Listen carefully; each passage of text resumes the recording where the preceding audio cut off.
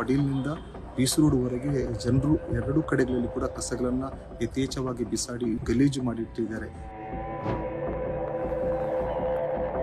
ಅಲ್ಲಿರುವಂಥ ಕಸಗಳೆಲ್ಲ ಕೂಡ ಹತ್ತಿರದಲ್ಲೇ ನೇತ್ರಾವತಿ ನದಿ ಇರುವುದರಿಂದ ಅದಕ್ಕೆ ಹೋಗ್ತಿರೋದು ಬಹಳಷ್ಟು ಅಪಾಯಕಾರಿ ಇದೆ.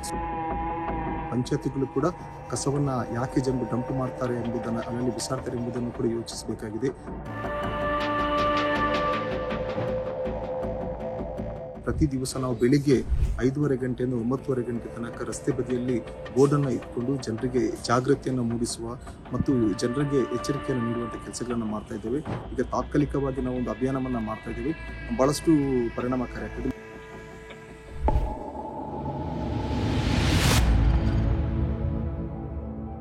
ರಾಷ್ಟ್ರೀಯ ಹೆದ್ದಾರಿಯಲ್ಲಿ ಪರಿಸರ ಜಾಗೃತಿ. ದಕ್ಷಿಣ ಕನ್ನಡದ ಅಡ್ಯಾರ್, ಪುದು, ತುಂಬೆ ಮತ್ತು ಕಳ್ಳಿಗೆ ಗ್ರಾಮ ಪಂಚಾಯತ್ ವ್ಯಾಪ್ತಿಯಲ್ಲಿ ವೇಸ್ಟ್ ಡಂಪಿಂಗ್ ಕಂಟ್ರೋಲ್ ಸ್ಕ್ವಾಡ್ ಅಭಿಯಾನ ಆರಂಭವಾಗಿದೆ. ಪ್ರತಿದಿನ ಬೆಳಗ್ಗೆ 5:30ರಿಂದ 9:30 ತನಕ ಸುಮಾರು 30ಕ್ಕೂ ಹೆಚ್ಚು ಸದಸ್ಯರ ತಂಡ ರಸ್ತೆ ಬದಿಯಲ್ಲಿ ಬೋರ್ಡ್ ಹಿಡಿದು ನಿಂತು ಜನರಲ್ಲಿ ಜಾಗೃತಿ ಮೂಡಿಸುತ್ತಿದ್ದಾರೆ. ರಸ್ತೆ ಬದಿಯಲ್ಲಿ ಕಸ ಎಸೆಯಬೇಡಿ, ನಮ್ಮ ನೇತ್ರಾವತಿ ನಮ್ಮ ಜವಾಬ್ದಾರಿ. ಕಸ ಎಸೆಯುವುದು ಚರಿತ್ರೆ ಅಲ್ಲ, ಅಧೋಗತಿ. ನಮ್ಮ ಗ್ರಾಮ ನಮ್ಮ ಜವಾಬ್ದಾರಿ, ನನ್ನ ಕಸ ನಮ್ಮ ಜವಾಬ್ದಾರಿ. ಕಸವನ್ನು ವಿಂಗಡಿಸಿ ಪರಿಸರವನ್ನು ಉಳಿಸಿ. ನೀನು ಎಸೆದ ಕಸ ನನಗೆ ಮರಳಿ ಬರುವುದು ಪ್ರಕೃತಿ ವಿನಯದು. ದಕ್ಷಿಣ ಕನ್ನಡ ಜಿಲ್ಲಾಡಳಿತ, ದಕ್ಷಿಣ ಕನ್ನಡ ಜಿಲ್ಲಾ ಪಂಚಾಯತ್, ಸ್ವಚ್ಛ ಭಾರತ್ ಮಿಷನ್ ಗ್ರಾಮೀಣ, ಹಸಿರು ದಳ, ಅಡ್ಯಾರ್ ಗ್ರಾಮ ಪಂಚಾಯತ್, ಪುದು ಗ್ರಾಮ ಪಂಚಾಯತ್, ತುಂಬೆ ಗ್ರಾಮ ಪಂಚಾಯತ್ ಮತ್ತು ಕಲ್ಲಿಗೆ ಗ್ರಾಮ ಪಂಚಾಯತ್ ಆಶ್ರಯದಲ್ಲಿ ನಮ್ಮ ಕಣ್ಣೂರು ಸಾಧಾರಣ ಪಡೀಲ್ನಿಂದ ಬೀಸರೋಡ್ವರೆಗೆ ಜನರು ಎರಡೂ ಕಡೆಗಳಲ್ಲಿ ಕೂಡ ಕಸಗಳನ್ನು ಯಥೇಚ್ಛವಾಗಿ ಬಿಸಾಡಿ ಇಡೀ ನಮ್ಮ ಹೆದ್ದಾರಿ, ರಾಷ್ಟ್ರೀಯ ಹೆದ್ದಾರಿಯನ್ನು ಗಲೀಜು ಮಾಡಿಟ್ಟಿದ್ದಾರೆ. ಎಲ್ಲಿವರೆಗೆ ಅಂತಂದರೆ ಅಲ್ಲಿ ಹೋಗುವಾಗ ಬಹಳಷ್ಟು ವಾಸನೆ ಬರುವಂಥದ್ದು, ಮತ್ತು ರೀತಿ ಬೇರೆ ಬೇರೆ ರೋಗಗಳು ಅಲ್ಲಿಂದ ಹುಟ್ಟುಕೊಳ್ಳುವಂಥದ್ದು ಕಾಣ್ತದೆ. ಅದಕ್ಕಂತೂ ಬಹಳ ಮುಖ್ಯ, ಈಗ ಮಳೆಗಾಲ ಆರಂಭ ಆಗಿದೆ.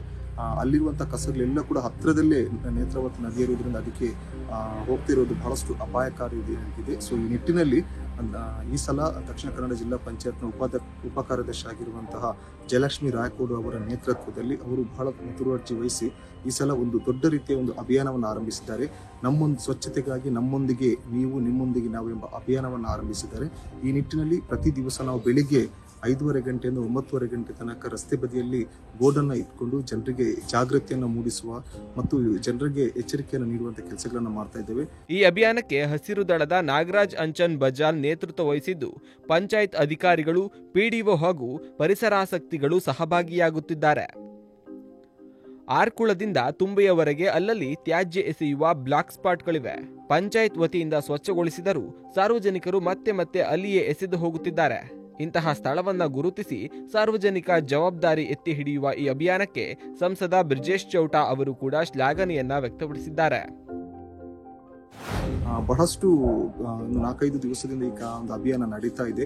ಬಹಳಷ್ಟು ಬೆಂಬಲವೂ ವ್ಯಕ್ತ ಆಗ್ತದೆ ಸಾರ್ವಜನಿಕರಿಂದ ಮತ್ತು ಜನರಿಂದ ಕೂಡ. ಬಹಳಷ್ಟು ರೀತಿಯ ಸಹಕಾರ ಕೂಡ ಸಿಗ್ತಾ ಇದೆ. ಪಂಚಾಯತ್ನ ಬೇರೆ ಬೇರೆ ಪಂಚಾಯತ್ಗಳು ಕೂಡ ಅಲ್ಲಲ್ಲಿ ಸ್ಕ್ವಾಡ್ಗಳನ್ನು ಮಾಡಿ ಡಂಪಿಂಗ್ ಕಂಟ್ರೋಲ್ ಸ್ಕ್ವಾಡನ್ನು ರಚನೆ ಮಾಡಿದ್ದಾರೆ. ನಾನು ಈ ಸಂದರ್ಭದಲ್ಲಿ ಒಂದು ಮಾತನ್ನು ಹೇಳಲಿಕ್ಕೆ ಇಷ್ಟಪಡ್ತಾ ಇದ್ದೇನೆ. ಯಾಕಂದರೆ ಈ ರೀತಿ ಅಭಿಯಾನ ನಡೆಯೋದ್ರ ಜೊತೆಗೇನೆ ಪಂಚಾಯತ್ಗಳು ಕೂಡ ಕಸವನ್ನು ಯಾಕೆ ಜನರು ಡಂಪ್ ಮಾಡ್ತಾರೆ ಎಂಬುದನ್ನು, ಅಲ್ಲಲ್ಲಿ ಬಿಸಾಡ್ತಾರೆ ಎಂಬುದನ್ನು ಕೂಡ ಯೋಚಿಸಬೇಕಾಗಿದೆ.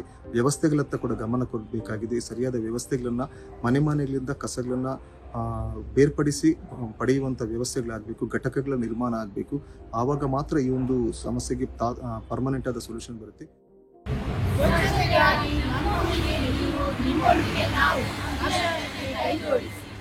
ತಾತ್ಕಾಲಿಕವಾಗಿ ನಾವು ಒಂದು ಅಭಿಯಾನವನ್ನು ಮಾಡ್ತಾ ಇದ್ದೇವೆ, ಬಹಳಷ್ಟು ಪರಿಣಾಮಕಾರಿಯಾಗ್ತದೆ. ಮುಂದಿನ ದಿನಗಳಲ್ಲಿ ಇಲ್ಲಿರುವಂಥ ಎಲ್ಲ ಸಂಘ ಸಂಸ್ಥೆಗಳಾಗಿರ್ಬೋದು, ಧಾರ್ಮಿಕ ಕೇಂದ್ರಗಳಾಗಿರ್ಬೋದು, ಶಾಲಾ ಕಾಲೇಜ್ ಆಗಿರ್ಬೋದು, ಸ್ವಸಹಾಯ ಗುಂಪುಗಳಾಗಿರ್ಬೋದು, ಶ್ರೀಶಕ್ತಿ ಗುಂಪುಗಳಾಗಿರ್ಬೋದು, ಇಂತಹ NGO, ಬೇರೆ ಬೇರೆ NGOಗಳು ಎಲ್ಲರೂ ಕೂಡ ಕೈ ಜೋಡಿಸಬೇಕು. ಸಾರ್ವಜನಿಕರು ಕೈ ಜೋಡಿಸಿದರೆ ಖಂಡಿತವಾಗಿ ಇದು ಅಭಿಯಾನ ದೊಡ್ಡ ರೀತಿಯಲ್ಲಿ ಮಾದರಿಯಾಗಿ ಬೇರೆ ಬೇರೆ ಜಾಗಗಳಿಗೆ ಕೂಡ ಇದು ವಿಸ್ತಾರ ಆಗಬೇಕೆಂಬ ಆಶೆಯಲ್ಲಿ ನಾವು ಈ ಕಾರ್ಯಕ್ರಮವನ್ನು ನಾವು ಮಾಡ್ತಾ ಇದ್ದೇವೆ.